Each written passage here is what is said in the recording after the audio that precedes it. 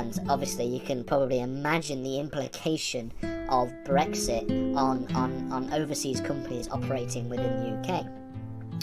So the first major reform that we're going to talk about is the reform to the 1985 Companies Act, and this was a real major overhaul of this piece of legislation, and also it came with it the passage of a new piece of legislation, the Companies Act 2006, which came into force in 2000. And just like with a sole trader, there is no protection from the debts to creditors if a business fails. However, unlike with a sole trader, the liability to the creditors would be shared across however many people the partnership itself. So finally, let's look at the main one we want to talk about, and this is a company. Okay, now a company exists as a separate legal entity. So it's again it's a very informal way of operating business practices in the United Kingdom. It's very similar to a sole trader, except in the sense that there are more than one of you. But at the same time, there is no need for incorporation or anything like that. And like it says here, a partnership may be regulated using contractual obligations. So for example, if you enter into a contract, and this doesn't necessarily have to be a written contract, okay? This can be, on the one hand, a secured interest, which we'll talk about in a little minute, and it could also be an unsecured interest. It could be an interest that is a strong interest and a weaker interest. And you can probably pick and choose which ones fall into the sort of strong and weak distinction when we go through this list. So one such stakeholders in a company or a business are lenders, and these are the people that maybe provide the capital, and that is then owed back to the banks, usually at an increased rate with interest. On the other hand, you have people like customers who tend to be weaker creditors. They have less of a position within the business. They're not as integrated within the business if you're simply just purchasing a good or service from the business. And then we've got the final way in which we can characterize credit maximize, if we're talking about portfolio investments specifically. Employees as well, they have interests within business structures because they are relying on the business to pay them a particular wage for particular work, for particular labour. And other different, maybe more smaller, different stakeholders, people like tax authorities. So taxes are interested in making sure businesses pay the amount of tax that they owe. And so really we can corporate manslaughter as well. You also have the various people that own some kind of shares in a particular business, or just some kind of interest in terms of investing within the business, owning the business, or being partners within a business. And so these people obviously have a stake in seeing the company or the business do very well, because they want to see their profits. Is that there are no protections if this particular business fails. So if you accrue debts throughout the operation of your business, which is something that generally happens all the time, it's a natural part of business, you accrue debts. Well then, if you are unable to pay said debts, you cannot have those debts written off in the form of bankruptcy proceedings. You'd have to pay that out yourself. So debts to creditors would have to be used to how company laws should be regulated within particular states. Modern legislative evolution of companies, namely since the Companies Act 2006. Then we're going to look at what it means to be a stakeholder in a company, what different kinds of stakeholders there are, and then from that we're going to build upon the concept of business creditors, have a look at the different types of creditors, the distinction between, for example, a secured and an unsecured creditor, so on and so forth, before we finish up by looking at different business aid. Now, we will be referencing the Companies Act a lot throughout this series of lessons, obviously, but the Companies Act itself is particularly huge. It's a very, very, very big, thick, dense piece of legislation. So I wouldn't encourage anybody to read it from start to finish, but we will be referencing all the important parts throughout. And then in 2015, we have a reform to small business, and with the small business enterprise in countries like England and the Netherlands. We've got, for example, one of the most famous and arguably the largest was the East India Company that spanned across the empire. And the point of these companies, the point in turning your business into a company is to be able to build on and expand business practices and do more business effectively. So, and an example of a voluntary creditor would be something like a lender in a bank. So a lender in a bank voluntarily provides a certain amount of capital for a particular business. An involuntary creditor could be something like, in the case of tort and crime victims, these people don't intend to enter into some kind of relationship with the business when they are entering. It's very important and key to ensuring its survival. So really there are three that we're going to talk about, three business structures that we're going to focus on. We're going to focus on the concept of the sole trader or the sole proprietor, the concept of a partnership, and then finally the concept of a company. And we're going to distinguish what all of these different things mean. So sole traders or sole proprietorship is really the most informal form of business, and it exists separately from the people who are running the business. And that's why, unlike with partnership and sole traders, the people who run and operate a company may come and go over a period of time, whereas the company will stay the same. You cannot say the same for a sole trader or a partnership. If somebody decides to retire from a partnership, or if they're a sole trader and they decide to retire, and these are secured and unsecured creditors. Now, this is a little bit more complicated, but a secured creditor are ones who are associated with an issuance of credit or product that is backed by a certain amount of collateral. Now, it's better probably to use some examples. So, they generally refer to voluntary creditors, people who voluntarily enter into some kind of relationship with the business. Start when we're talking about company law, and really the concept of a company is simply that it is an abstract entity. It is a legal fiction, if you will. Okay, it is just a legal entity which we utilize to do business and operate business in a particular way. Our modern understanding of the company, the sort of modern interpretation of companies that really hasn't changed that much, since the 16th century, began when it comes to the specifically the legislative evolution of company law. It should be noted that there have been quite a few interesting changes in very recent years, and by very recent I mean literally last year. So really we're talking about since 2006, because it's important that we look at the sort of modern evolution of company law, because company law changes quite a lot. It's not like an Employment Act 2015. Then we start to see the larger reforms that took place, specifically in response to particularly the COVID-19 pandemic. So one example of this is the Corporate Insolvency and Governance Act from 2020.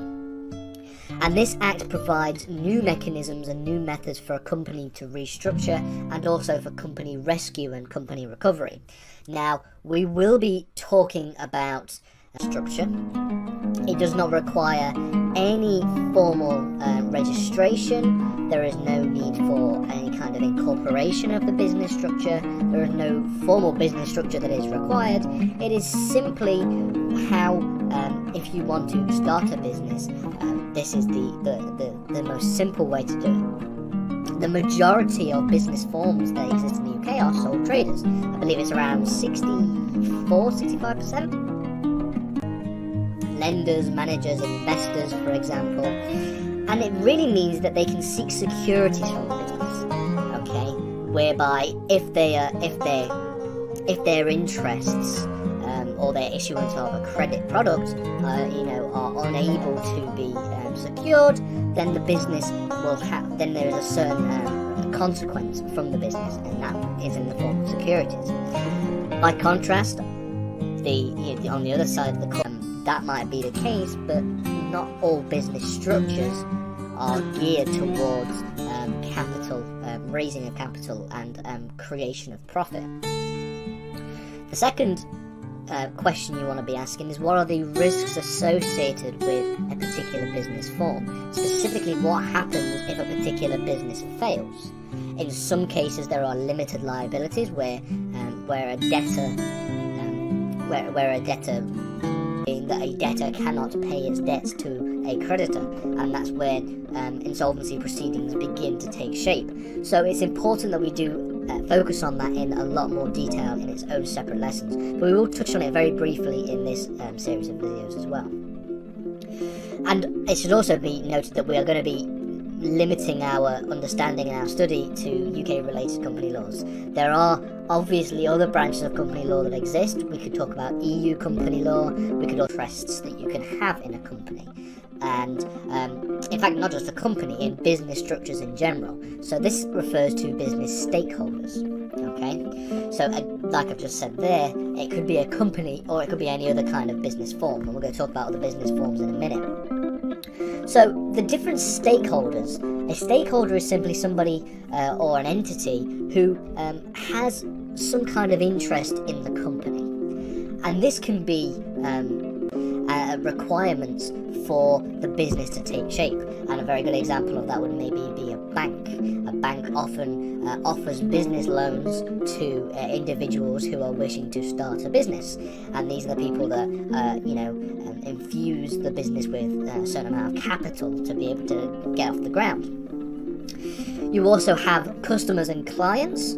So if I go and walk into a shop, I'm going to purchase an item from a shop from the particular individual or individuals who are establishing it. So it means in order for a company to exist, there has to be a process of incorporation, and this process is a way in which a company exists legally as its own separate person within law. In the UK, this is done at Companies House, and so a company is really a business form that has undergone the process of incorporation. Land law or law of tort, where there are obviously lots of changes that take place, but the base structure and the basic principles tend to remain pretty much the same for a long period of time. Company law is very different. Company law changes a lot, and especially when it comes to the implication that different constitutional reforms has on the business world and on business practices. A very good example of that is Brexit. The type of business structure I want to use legally to operate my business, then I have to really ask myself three questions.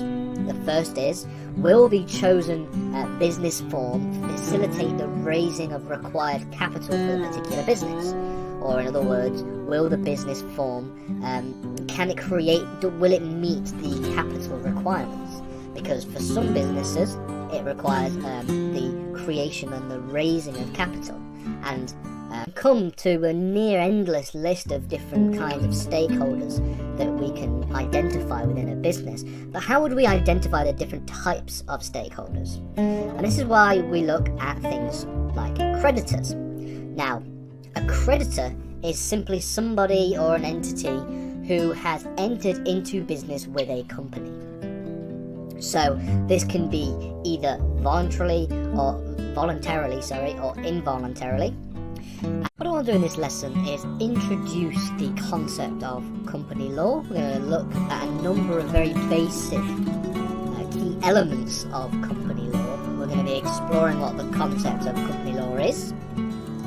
We're going to be looking at the modern evolution of companies. So we're going to look a little bit about the history and where companies originated, the time periods where they became more and more prominent. We're going to mainly focus on the sole tradership that wouldn't exist anymore because it's directly connected to the person operating the trades. Companies are also heavily regulated through a number of pieces of legislation. We've already mentioned them, a number of them here today. We've got mainly the Companies Act 2006. We have the Insolvency Act 1986 for if a company becomes insolvent. And we also have things like when we're referring to an unsecured creditor is one that doesn't have any collateral within its crediting when it acts as a creditor with a business. And really, in other words, effectively, a secured creditor holds a line on its debtor's property. Now, we're going to talk about this in a later lesson, so don't worry about not understanding too much yet. But the distinction between secured and unsecured creditors generally is probably the most complex of the different ways in which we can distinguish creditors in a business. Legal proceedings against them, but they nonetheless are becoming creditors within a business practice. We can also divide creditors between strong creditors and weak creditors, and really strong creditors include those that have a stronger position within the business, maybe have stronger leverage within the business. For example, banks and other lenders will tend to have a stronger position within a business because they have provided a certain amount of. Also talk about international company law, and while they will play a role, obviously the EU is going to have play a major role when we're talking about different ways in which company law operates in the UK. We're not going to focus on them specifically. So let's begin to talk about companies themselves. So that's the sort of housekeeping done and out of the way. Let's talk about specifically what we are talking about with companies. And we're going to begin by looking at what are the different kinds of forms. So we're going to look at what the kind of business forms we can have and what they're useful for and what they're not useful for in some cases. Because there is a difference between company law and there's a difference between that and business law. Because company is a form of business, it's a business structure, but it isn't the only form of business structure that exists. So what's the first question? The first question is, what is a company? And it's really a good place to paid using personal wealth. On the other hand, we have a partnership, and it's really the 1890 Partnership Act that identifies really what a partnership is, and it says, I'm just going to read it word for word, that the relationship which subsists between persons carrying a business in common with the view of profit. This is what a partnership is.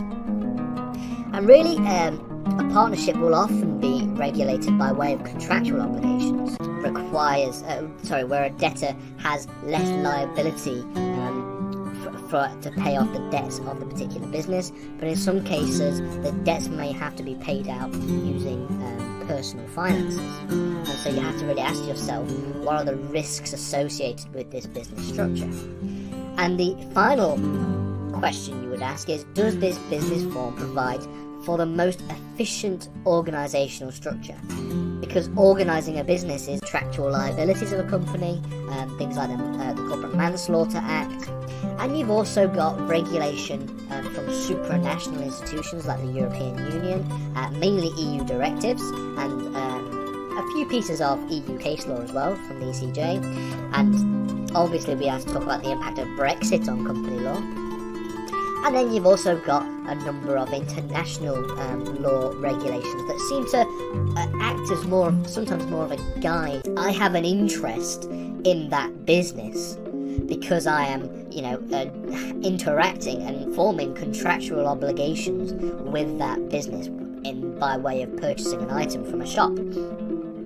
You could also talk about tort and crime victims, so people who have been wronged by the business will have an interest in seeing that come to some kind of justice, whether that be a tort or whether that be a crime, a criminal procedure. We'll talk about, and they're mainly used for very small businesses, sometimes referred to as micro businesses, and these are generally, if you are, for example, a plumber and you are a single, self-employed, you work on your own, you tend to be a sole trader because there is, less need for a larger business structure when you're a one-person operating and doing business around the country, for example. One consequence of a sole trader, corporate insolvency and bankruptcy law in this series of videos, but what I want to do specifically is focus on them in more detail in their own series of lessons, because technically corporate insolvency law is different to company law, It relates to business practices and it relates to companies, but corporate insolvency is a very specific environment that takes place after a number of things happen, and the main one makes it not a company later on. So really, each business form operates in a certain way for a particular purpose. Now, they're generally tailored towards different types of business operations that people might want to partake in. So there are a number of factors that contribute to somebody choosing a particular business form. So if I want to start a business, okay, and I want to try and pick this with another individual with the intention to carry on business with the common view of profit, then it's that contract that will generally regulate the partnership and will be the source of operations for how the partnership works. And therefore, if you enter into some kind of contractual obligations or enter into some kind of relationship with the view of doing business for a profit, you become de facto partners, and that becomes a de facto partnership. With that being said, let's look at business forms, different business structures that exist in the UK, specifically 3 main ones, and then we'll refer to really the pros and cons of each one. So really, this doesn't necessarily have to refer to a company. In fact, spoiler alert, a company is one of the business forms. The other 2 do not exist as a company, and we'll distinguish between what makes a company and